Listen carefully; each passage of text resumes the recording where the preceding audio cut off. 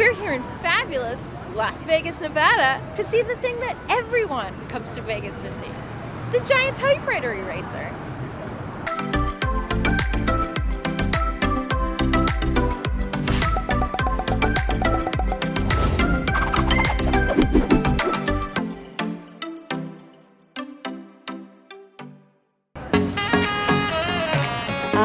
Las Vegas.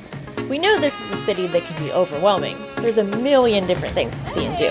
So we're here to help you cut through the distractions and focus on what's important. The Giant Typewriter Eraser. It's in a bit of a weird spot, a quick detour from the Strip by foot. Coming from the Bellagio fountains, you want to head south towards the Aria, get up on the raised walkways, cut through the shops at Crystal's here, past this strange-looking restaurant, and bam! There it is! If you're coming from the south, this escalator by the Waldorf Astoria will also bring you right up there. Tucked away from the throngs of tourists on the Strip, the Giant Typewriter Eraser is a dramatic sight even among the stunning hotels that rise around it. And sure, you know it's a giant typewriter eraser because we told you it's a giant typewriter eraser, but for a lot of visitors, this thing is obviously somewhat unidentifiable. Part of a guitar? Yeah, it looks like a wheel, like a shopping cart.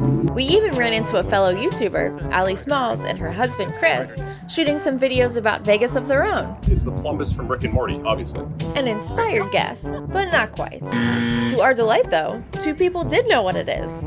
First, this guy. That is a statue of a little eraser, and then the brushes were used to wipe away the eraser pieces. That shows you how old I am. And then Michael Sachs, who, believe it or not, just happened to be an art history specialist and knew even more about it than we did. So Claes Oldenburg made a lot of simple objects, really big, in all different cities, including, of course, the typewriter eraser. So anywhere you go, you see a big sculpture that's something simple, it's probably a Claes Oldenburg. Yes, indeed, Claes Oldenburg, born in 1929 and who sadly just passed away last July, was a sculptor born in Stockholm, Sweden, and who lived and worked in New York City. And you may very well already be familiar with some of his work. There's a lot of them spread across the US and the world.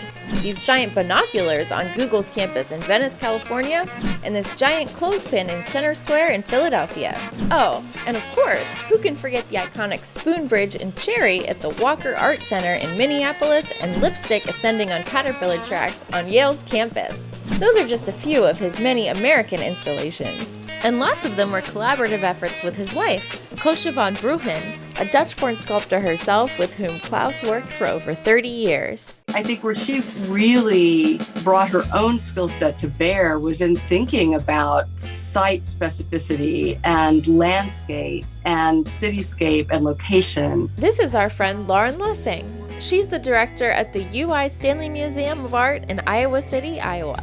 I think about the badminton court at the Nelson Atkins Museum and how that neoclassical building, it's just this kind of like very heavy, very serious building that references ancient Rome. And what Coosje recognized was that you could make it funny if you think of it as like the net in a badminton and think about these birdies having been, batted back and forth over this long horizontal building with columns. They complemented one another really well. She takes his ideas and really runs with them and I think is much more sophisticated in terms of how she's able to interpret the sculpture in space.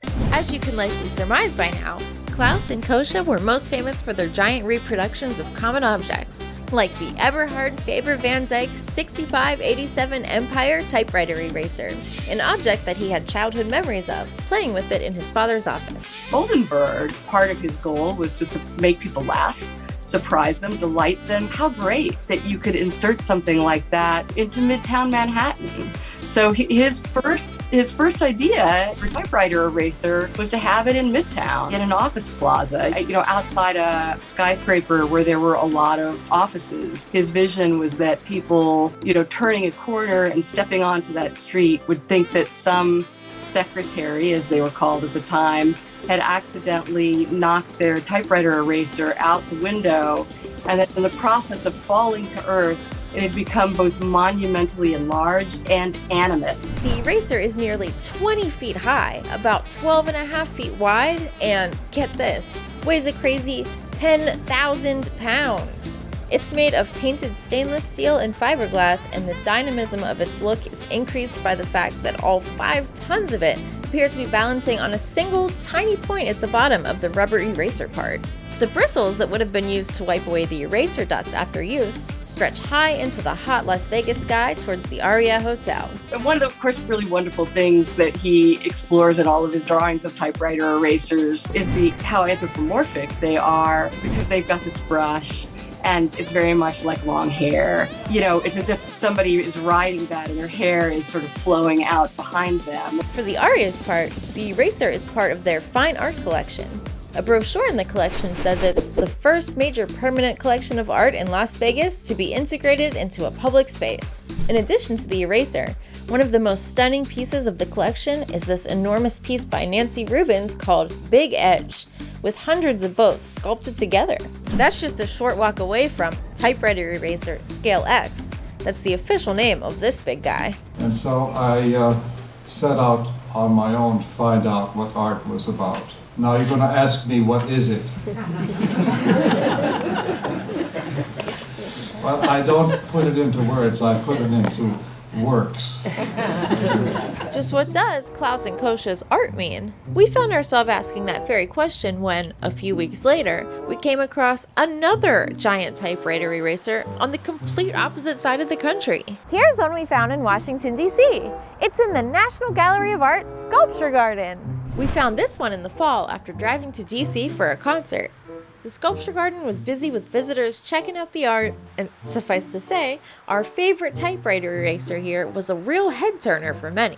So just what is the artistic purpose of turning everyday objects into giant sculptures? Turns out, you can trace its lineage all the way back to post-World War I Europe. Look at somebody like Marcel Duchamp. Duchamp emerges from this movement that happens during the First World War called Dada. It's very whimsically called Dada as a way of just sort of like, it's nonsense. So along come these young men and women who were so disillusioned by the First World War and the kind of pomp and arrogance, colonial world building, and that thrust them into this terrible conflict, that their attitude was like, get rid of all this heavy, marble encrusted bullshit that we've been forced to study as art students, and do something that's fresh, that's new, that's modern, that just gets rid of this legacy of the past. The most famous inflection point of Dada art is Fountain, Duchamp's submission to a juried art exhibition in New York in 1917. He takes a urinal from a men's bathroom, turns it on its side, and submits it under this kind of fake name, R. Mutt. But in addition to it just being a funny gesture, Duchamp was legitimately fascinated by industrial design in America, and how utilitarian objects, like our urinals, could be viewed as a piece of art. It kind of makes you proud as an American to think, yeah, we have invested a lot of thought into making the infrastructure of our world beautiful. And so, following Dada was the famous pop art movement, when artists such as Claes Oldenburg and Andy Warhol emerged from the Second World War with the same disillusionment, and now Oldenburg had some new objects to find artistic qualities in. Hence, the giant typewriter erasers. And if you're watching this video and you've been to Seattle recently, you're probably yelling at your screen, "Hey wait, we have one too!"